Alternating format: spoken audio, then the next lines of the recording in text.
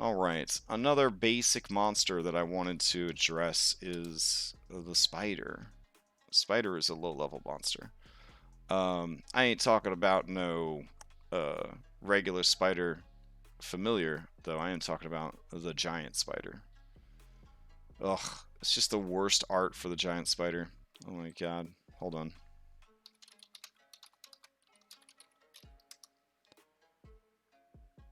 Mm-mm-mm.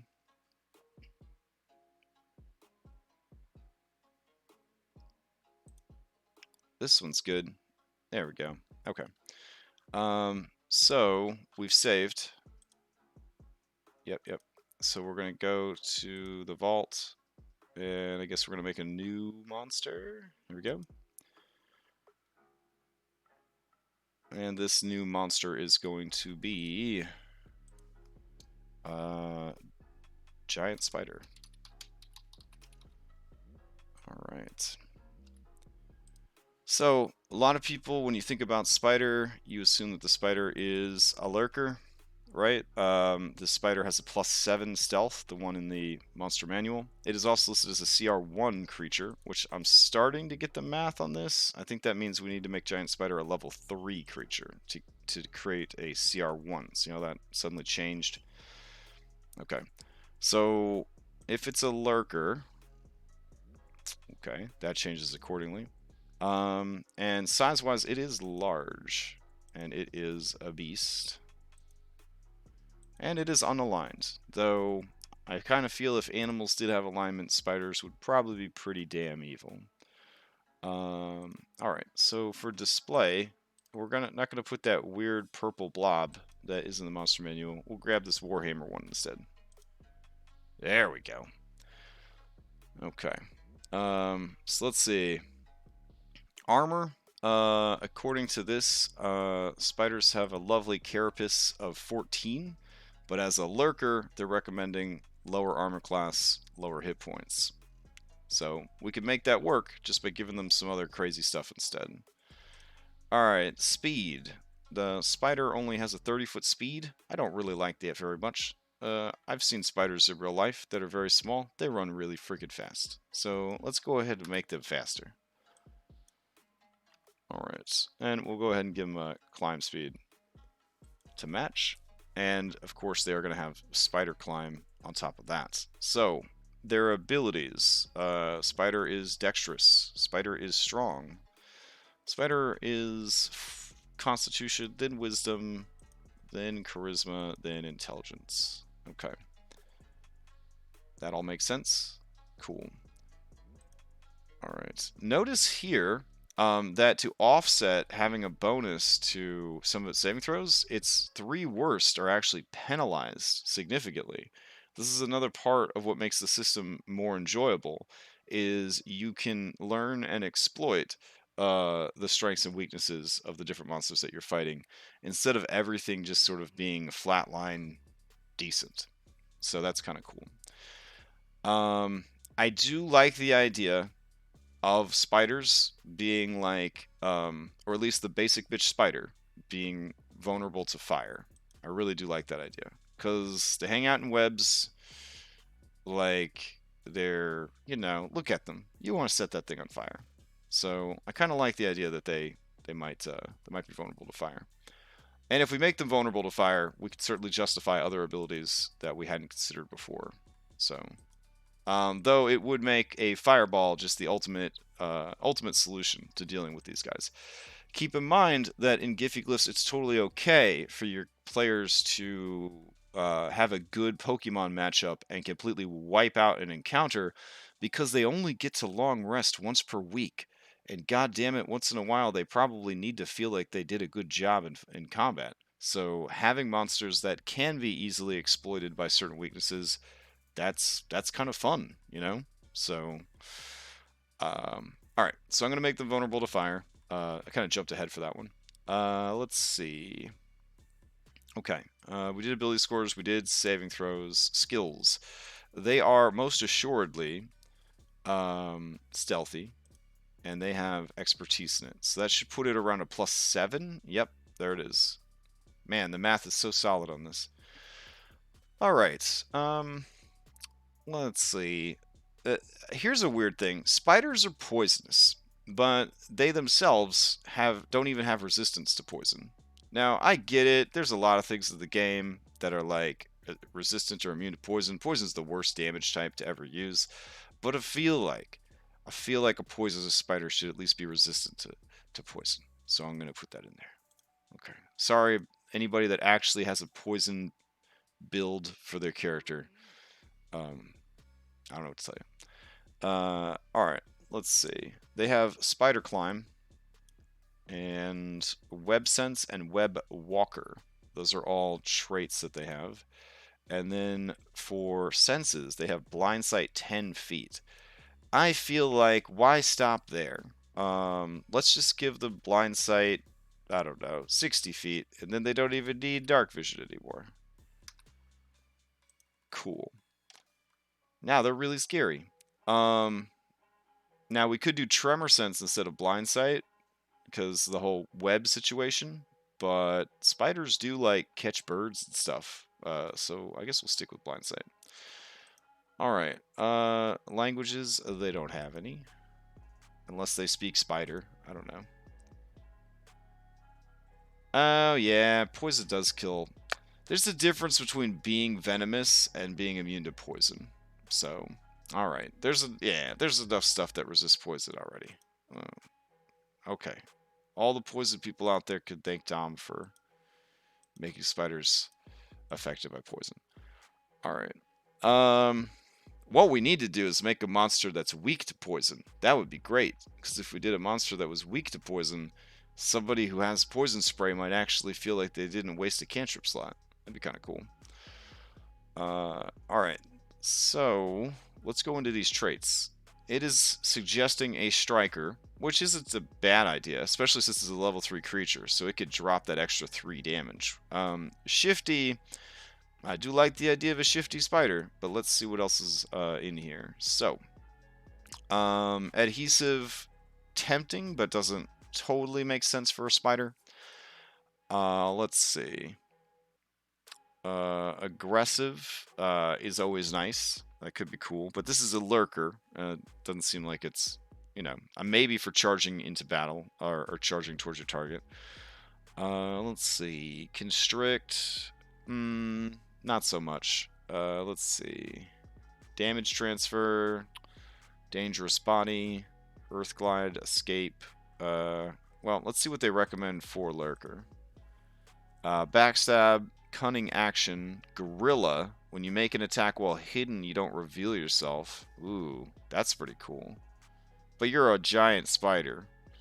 I kind of feel like people are going to know you're there. Especially if you fire a rope out of your butt. They're going to kind of know you're there. Camouflage. When you are hidden, enemies cannot spot you with passive perception. And they have disadvantage when making active checks to find you. Oh, that is so cool.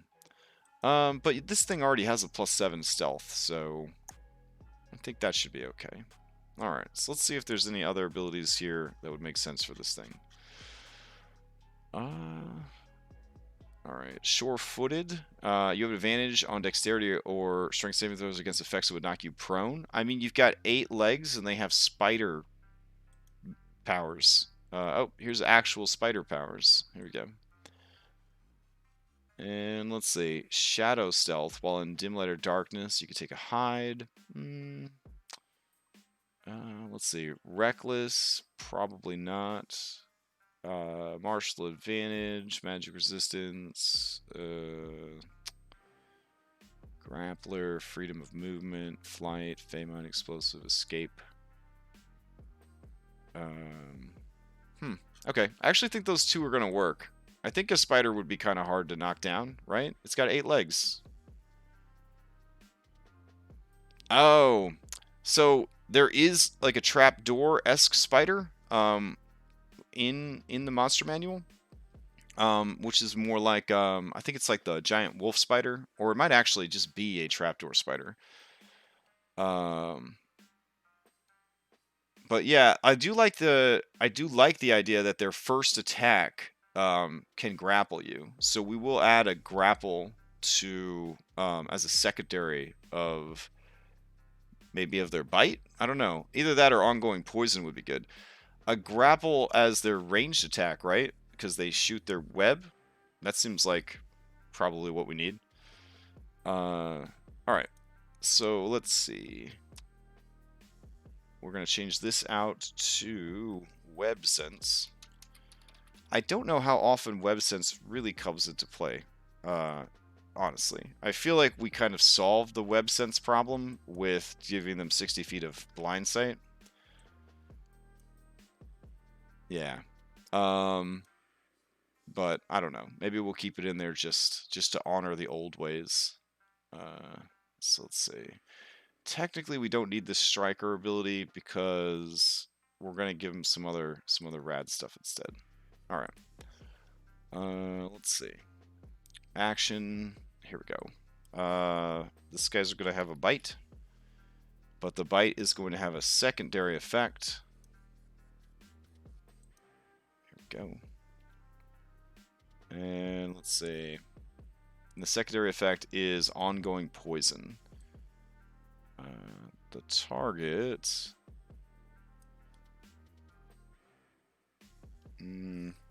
What's the wording I'm looking for? Okay. The target begins taking ongoing poison. And then I think we need to do this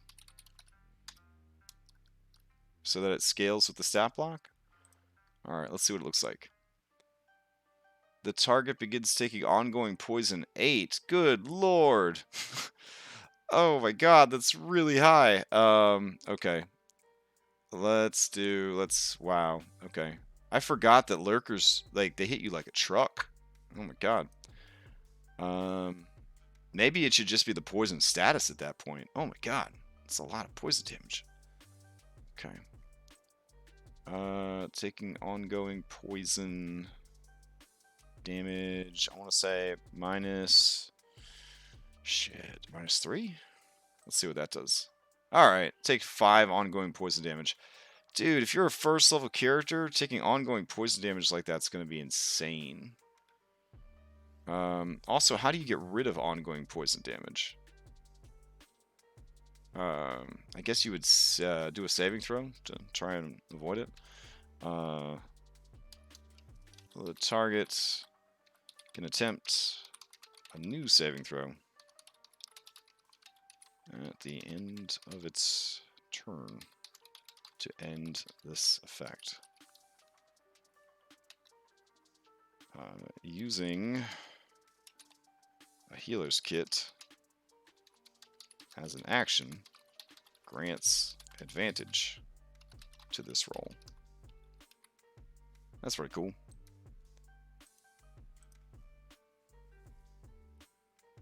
Alright, the target can attempt a new saving throw at the end of its turn to end this effect. Why don't we just let the healer's kit give an advantage, or just give an extra saving throw? That could be cool. Alright, let's see. The target can attempt a new saving throw at the end of its turn to end this effect. Additionally,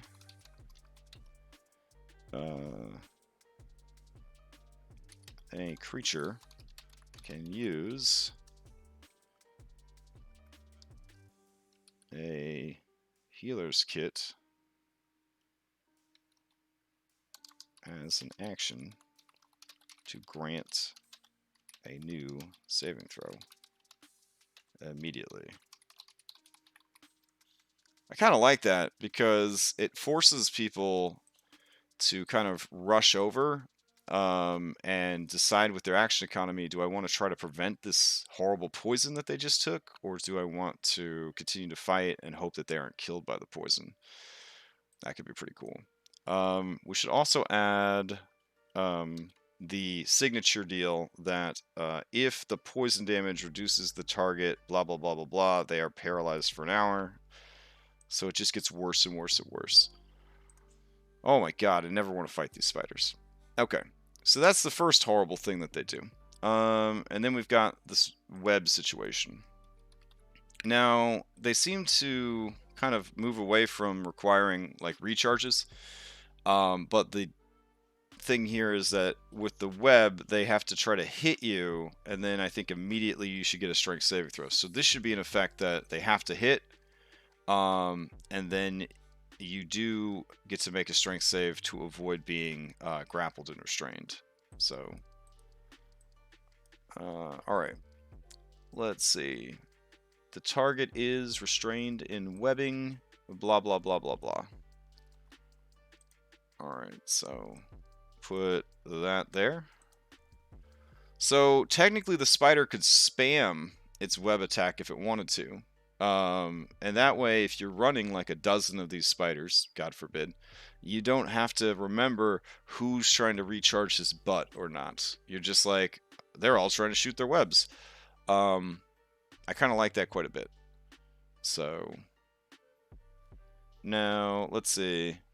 We do have to change the wording here because we don't want it to say DC strength check or whatever. We want it to say the scripted thing so that it will scale with the level. So this right here.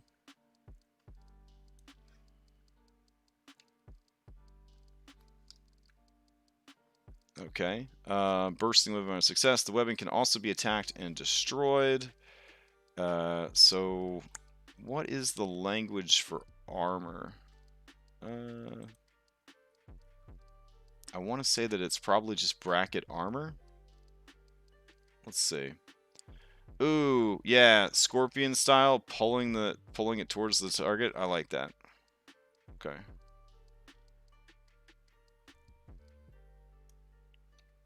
So let's see. Man, we're jumping all over the place. Here we go. Oh, what if we gave him a reaction? Reel in. There we go.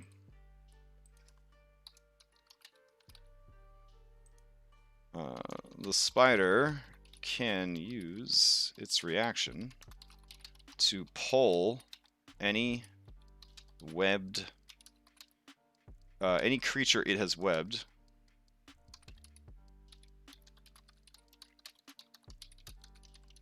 "15 feet towards it." There we go. I like that. Because then if you have an ability that prevents them from getting a reaction, like Shocking Grasp or something, they won't be able to reel in your buddy. So that's kind of cool.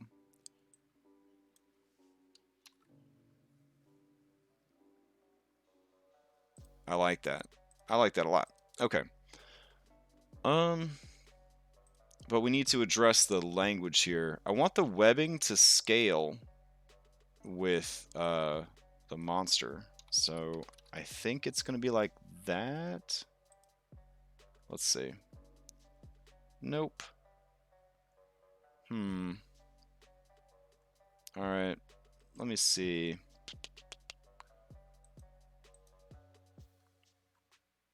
Let's go to traits again. I'm going to add back in a trait that is... Where is it? Savage Assault. Because I want to see what the language here is. Once per turn, you can add... I thought it would have a code there. Okay. Maybe make it the DC? Yeah, that works. Okay, good idea. So let's go to action. AC is equal to... There you go. DC primary. Alright, and then the HP is equal to DC secondary. Oh, so smart.